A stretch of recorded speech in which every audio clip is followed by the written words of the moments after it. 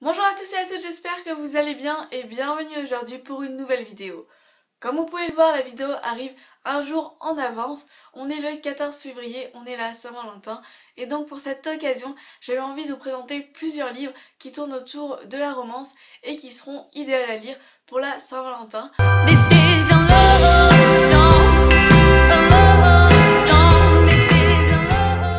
Si tu as envie d'une histoire d'amour 2.0 avec une relation virtuelle, eh bien je te conseille Pour un tweet avec toi de Teresa Medeiros. Je sais pas pourquoi, mais ce titre, Pour un tweet avec toi, ça me fait penser à la chanson Pour un flirt avec toi. Pour un tweet avec toi, je ferai n'importe quoi.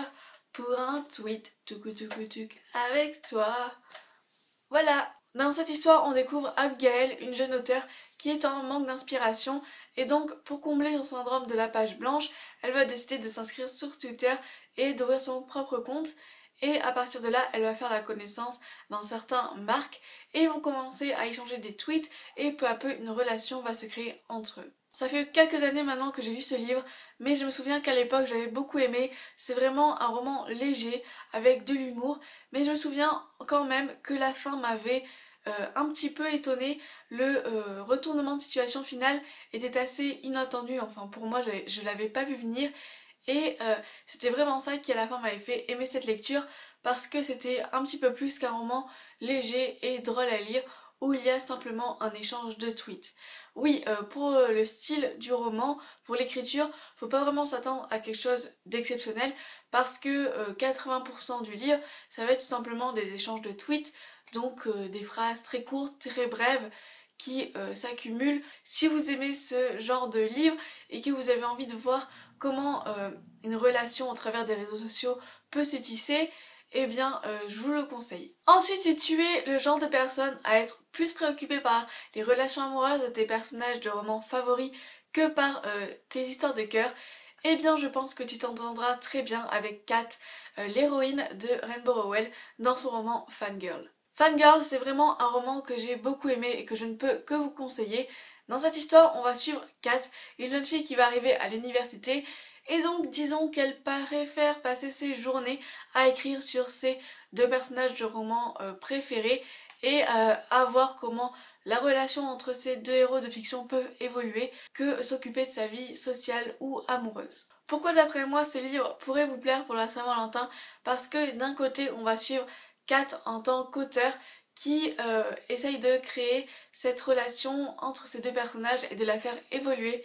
Et de l'autre, on suit Kat, plutôt cette étudiante qui va voir un petit peu sa vie perturbée par l'arrivée de nouveaux personnages et peut-être que sa vie amoureuse à elle aussi pourrait changer, mais je n'en dis pas plus. Ensuite, si tu es plutôt le genre de personne à vouloir une histoire d'amour douce, innocente, rapide à lire et poétique qui plaira aux petits comme aux plus grands, eh bien je pense que tu peux être conquis ou conquise par la bande dessinée de Jérémy Almanza et de Séverine Gauthier, Cœur de pierre. Cœur de pierre, pour moi ça a été un vrai coup de cœur, une vraie révélation, parce que je trouve cette BD dite de jeunesse tout simplement magnifique, et pour moi c'est pas seulement une BD jeunesse, ça peut vraiment plaire aux adultes. Dans cette histoire, on va découvrir deux enfants, le premier étant un petit garçon qui est né avec une pierre à la place du cœur, et donc qui ne peut éprouver aucune affection et aucun sentiment pour quiconque.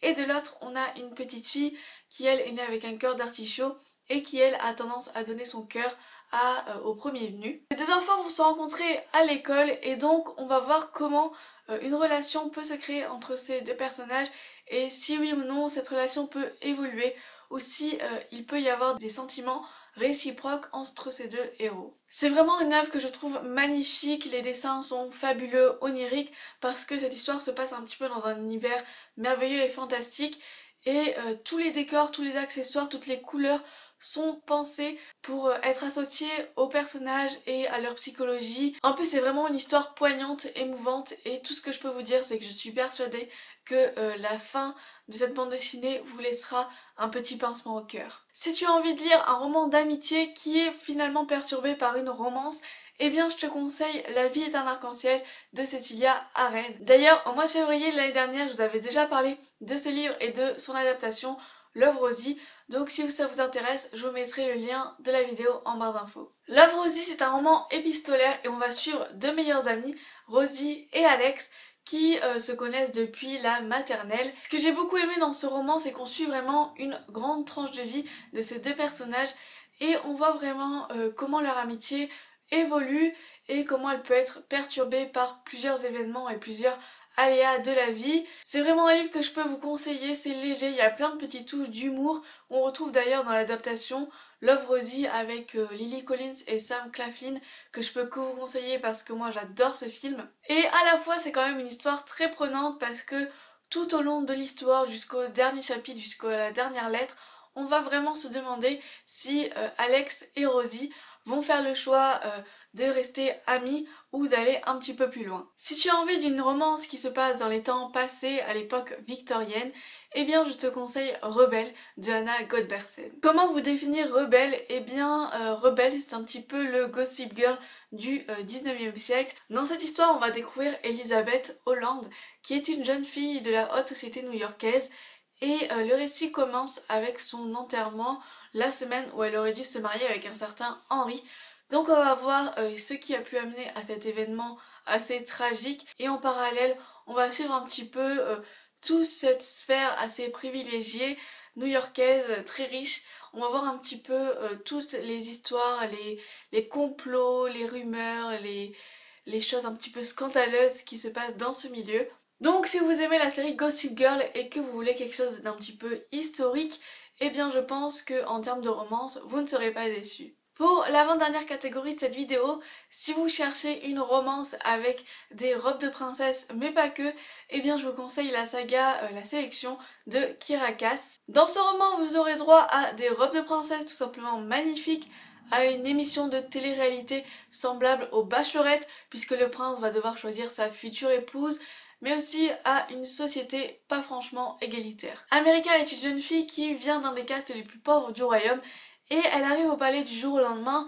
Elle est pas franchement ravie mais bon, elle a quand même participé à cette émission pour aider sa famille et donc elle va se retrouver dans un univers de complot et de rivalité. America va devoir se démarquer de ses autres prétendantes en séduisant le prince qui lui n'est pas franchement déçu d'avoir autant de filles autour de lui. Si tu as envie de lire une romance de manière différente et d'une façon assez inédite et inattendue, eh bien je te conseille Songe à la douceur de Clémentine Beauvais. Dans cette histoire, vous allez tout simplement découvrir deux personnages qui ont eu une brève relation amoureuse et qui se sont perdus de vue, mais 10 ans plus tard, ils vont se retrouver dans le métro par hasard et toute la question va être si oui ou non Tatiana et Eugène vont vouloir à nouveau se remettre ensemble. Peut-être que cette histoire au premier abord te paraît assez simple, mais attends-toi à être surpris par le contenu et la forme de ce roman parce qu'on a vraiment quelque chose de poétique et calligraphique. Je m'explique, il y a vraiment un effort qui a été fait en termes de mise en page et on a vraiment l'impression parfois de lire un poème. C'est vraiment une œuvre hybride parce que à la fois on reste dans un univers de roman et de l'autre on a vraiment quelque chose de très poétique et esthétique. Et c'est ça qui fait toute l'originalité de cette œuvre. Voilà, cette vidéo est terminée, j'espère vraiment que ça vous a plu et j'espère que vous avez pu trouver le livre qui allait vous accompagner pendant cette journée de la Saint-Valentin. Je vous dis à la semaine prochaine pour une nouvelle vidéo. Bye!